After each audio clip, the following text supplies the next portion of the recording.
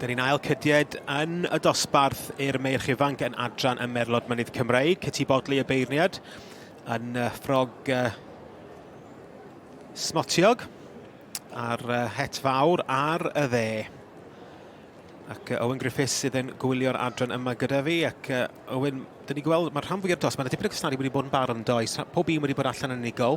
Ydy, mae hynny'n wir. Dwi ddim yn siŵr os mae wedi tynnu nhw mewn trefn eto.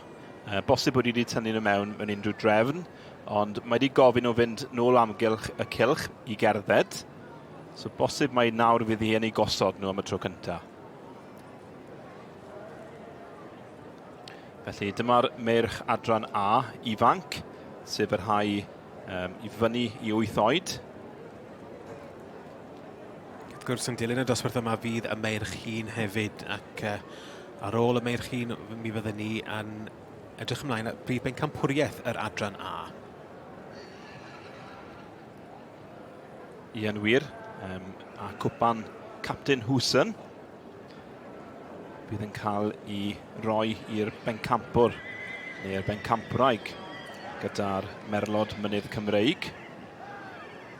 Ond mae gyda ni'r merch i fynd yn gyntaf. Rhaid bod smotiau mewn ffasiwn, David. Wel, i fod yn onest, dwi'n mynd i'n sy'n na ar y ffasiwn, ond mae yna'r patrwm yn cylch yr adran A beth bynnag.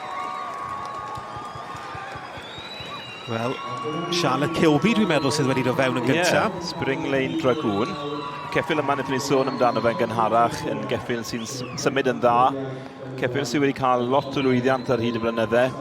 Edwin Prosser y Steward, wrth gwrs, Brydfa Mintfield. Tame Valley Sama, ond Friars yn ail, dwi'n meddwl, a Tame Valley Saman drydydd.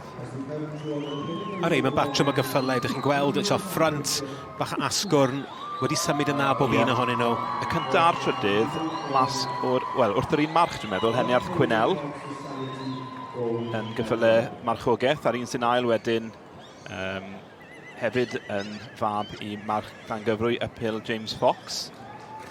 Am bedwerydd, mae'r march Islyn gyda ni.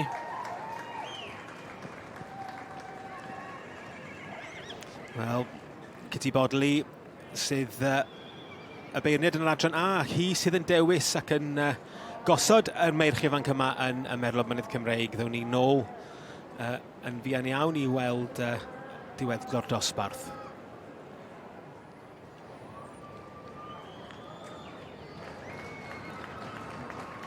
Yr enillydd yn y dosbarth i'r meirch ifanc 4 i 7 mlwydd oed yn yr adran A.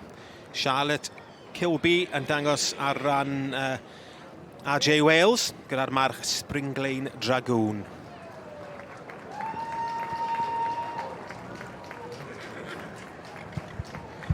Ian fab i Heniarth Cwynel, ceffyl sydd wedi cael cryn lwyddiant dan gyfrwy ar hyd y blynydde a'r fam wedyn Spring Lane Sonnet. Felly Jane Wales yw'r perchenog, Charlotte Kilby wedyn sy'n arddangos.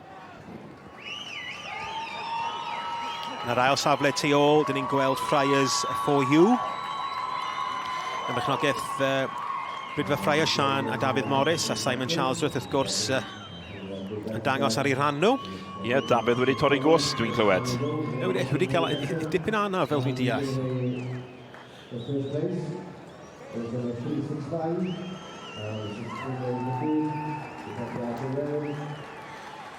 Charlotte Kilby yn dangos ar ran Jane Wales.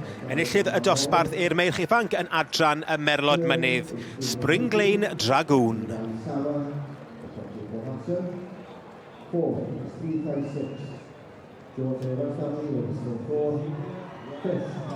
Stallion.